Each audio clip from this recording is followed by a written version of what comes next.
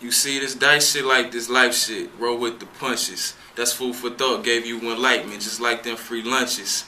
Bouncing off the curves, blending like cheap paint, shooting Cee-lo with the losers, trying to gain my week's pay. Niggas taking risks, doing dirt like sweepstakes on the block. Got that old M.II.S. on replay.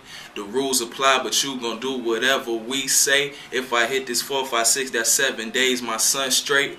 Cubicle steaks, no more chicken than the lunch place. Shootouts on the corner, got it looking like the gun range. Life's a rat race, I'm trying to come in first place. Aiming for the cheese, the trap will make a nigga hesitate. Praying for the 3, like I'm trying to hit that buzzer beat. The scriptures for the lost souls, like nigga, I'm my brother's keeper. R.I.P. to Mike and Trent, never forget y'all. Hit them niggas with trips, now here come these cop cars. So basically what Cee-lo Champs is about is like me just walking outside and, you know what I'm saying, running into random dice games. Just basically like what comes with my environment, what I see every day in my environment, what I grew up doing. I felt like that was a major part of the album. I felt like it was a good way to paint a picture of an everyday dice game, and I also wanted to give like a national theme song for like niggas who shoot dice every day, just to make you feel like you was in the moment of shooting dice. Most of the lyrics was basically like me actually being involved in the dice game, shooting dice, what takes place in the dice game, the type of things that you hear and say in the dice game. That's basically what Cee-lo Champs is all about, and that was produced by my man Left Hand Mitch, who basically got most of the production on the album. What's up, man? This is Wara from the neighborhood checking in. I'm with my man right here, hashtag Mike Boy, the illest nigga in New York City. You know, hashtag Mike Boy, hip hop at lunch. And glad to be in New York. Glad to finally run into you, meet you in person.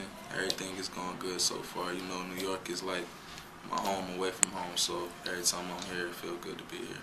Yeah, you're getting a lot of good buzz with the project, man, and I wanted to talk about Ill Street Blues, like the meaning behind the title and the the project artwork. Like, what's the meaning behind all of that, man?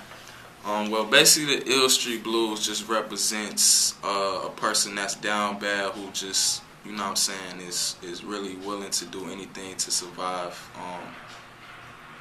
The title is based from the original song by Kool G Rap called the Ill Street Blues, but I got it from Jay-Z in the line where he said, in the Feeling It line, when he was like, the Ill Street Blues got your hunger painted. But I basically took the title and turned it into my own concept, into a whole album. What the cover represents is like when you see my son, that's basically what the whole album is based around, me trying to do whatever to take care of my son. You know what I'm saying? The things I see and what I go through to take care of my son. So when you see him, what he represents is like innocence, and the gun represents like the evils, like, you know what I'm saying, what I don't want him to be a part of, but what real life brings, you know what I'm saying? So when you see him, it's kind of like he's the angel and the gun is like the devil. That's why I kind of placed his hand. The first cover, I don't know if you've seen it, but I kind of had him like embracing the gun. But then once I figured out that I needed to change the concept, I kind of had, like on the new cover, I kind of got his hand like pushing the gun away to kind of represent, like, you know what I'm saying, the evils of life and what I don't want him to be involved in when he gets older, when he starts facing real life. So a lot of people, they see the cover, they see a baby and a gun, and they automatically think, you know what I'm saying, negative things like I'm trying to put guns in my son's life, but it really just represents what I don't want my son to be a part of, but I know is gonna happen when he hits the real world one day, you know what I'm saying? So that's really what the cover represents. But that's why I didn't put no title, because when you see it, I want you to have your own conception. It's like when you walk into a museum and you see art, you get your own meaning for it, so that's what that really represents. Yeah, well, that's a good story behind the cover, man. I know a lot of people are really gravitating towards that and saying that they're really impressed by the way it came out. And I also want to talk about Lord Willin'. Like, shout out to Childish Major on the production. And shout out to him. You kind of start with the prayer, and with the prayer on that one, like, what were you thinking about when you wrote that track, man? When I wrote that track, actually, the only reason I got the title was because I actually had the Clips Lord Willin' album like right in my face. Like, I was making a beat, but I was like playing that beat over and over in my head. and Childish, we had just made it. So I just kept saying like it felt like it needs to be a type of prayer song, like you say, like I felt like it needs to be something universal, like for the kids, like when I perform it, like I wanted that one song that everybody could quote. So that's why you see the chorus coming back like multiple times, because I just wanted that like that chant song. But it's basically like me just asking God to just help me make it through the day, because I know I'm about to do whatever I have to do to feed my son. So that's just basically me like talking to God, you know what I'm saying? That's all that really is. But the title only came from the Clips album, and I just kept repeating it over and over in my head. So Who comes in and sings towards the end? that's my homegirl named Earth Tone. She was up and coming. I think she stopped singing because she about to join the army. But basically, every vocal you hear on there besides Milo's, that's her all on. Let Me Ride. She's on what other song she on? She on Let Me Ride, Top of the World, Lord Willing. Nah, Genuine Letter, that's Milo. But she basically most of the vocals on the album. So on the last part of the song, you'll be like, you can have a piece of my love. That's basically like this supposed to represent the street, like calling me, you know what I'm saying? So yeah. Yeah, no, she killed that, man. So a lot of people are saying Coma is one of their favorite tracks. Like, I wanted to know, like, what was the motivation behind that track, and then whose idea was it to like switch up the beat halfway through?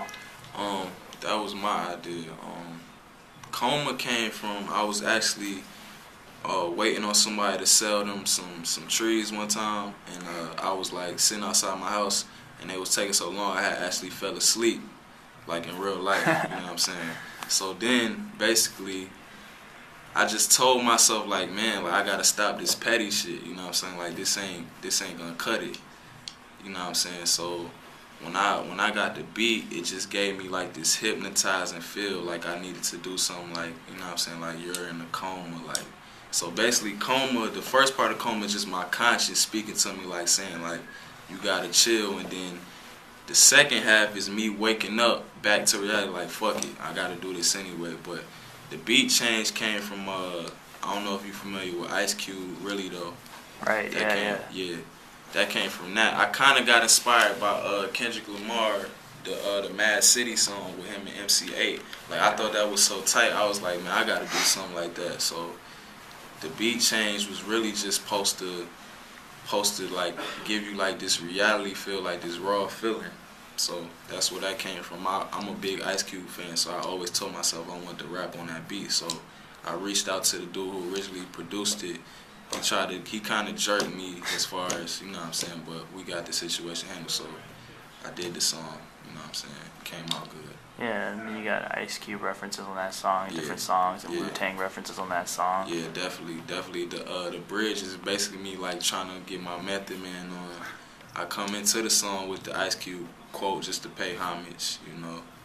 That's really all that is. Yeah, and then I want to talk real quick about working with Milo Smith. Like, what was it like working with her on that Concrete ballad track, man? Man, Milo, man, I think so highly of her, honestly, as an artist. The first time I met Milo, she told me, you know what I'm saying, how much she liked my work and all that. So I really, with that song, I really wanted to get somebody that I knew could, you know what I'm saying, express like some type of pain or some type of raw feeling with the music, with the concept I was trying to bring to it. I told her I wanted like this poetry feel, like as if you was like in like a nightclub and somebody was spitting like poetry, you know what I'm saying? So that's where the whole ballad feel came from, you know what I'm saying? So when she told me she was gonna do it, I was excited about that, and I told her basically just give me like some ill shit, and it came out good. So you know what I'm saying, we definitely gonna work more in the future. And that track's so different and real short. Like, what's it mean to the project, like on the whole? Like, what's that track mean to you? That's supposed to be. It's really supposed to break down the whole album. Like what you heard so far of the album. Like it's supposed to be like the song before that is Drug Traffic, and what I wanted that song to represent was like everything that just happened in the album. Now it's coming to an end. So basically when Milo did her lyrics, I just really wanted her to break down everything that went on the album. Like it might take you a couple of times to listen to it to get it, But all it was supposed to be was like an interlude breaking down everything that you just heard before the last two, you know what I'm saying, songs come on the album. Yeah, and then you ended with the Ill Remains. I wanted to know, like, why did you guys decide to end with the Ill Remains, and why did you decide to go with that sample for the Ill Remains as well? Well, I'm a big Gil Scott-Heron fan, so I wanted to end it with that because it just felt like the perfect ending. I was supposed to do a specific song with Rome, but I ended the album with Rome on purpose because, you know what I'm saying, his project was coming, and I just felt like it was just perfect. Like it went so well. I didn't feel like that song would have fit anywhere else, but at the end, you know what I'm saying, when Mitch produced it, I came to him with that sample, and I just felt like I had to do something with Gil Scott on the album, and I felt like that was perfect because all the song represents is like me talking about, you know what I'm saying, my love for the street life, or, you know what I'm saying, what it can do, what it can, when I say crime pays, like, you know what I'm saying, what it, like, just me embracing my reality. That's all it really is. So it's supposed to be the Ill Street Blues, then the Ill Remains, just basically it's saying like, fuck it, I'm still in the street, like, you know what I'm saying. And Rome just topped it off with an ill verse, so I felt like it was good for his album coming out the next week. It would have, you know what I'm saying, definitely helped the momentum of his album too, so it came out perfect.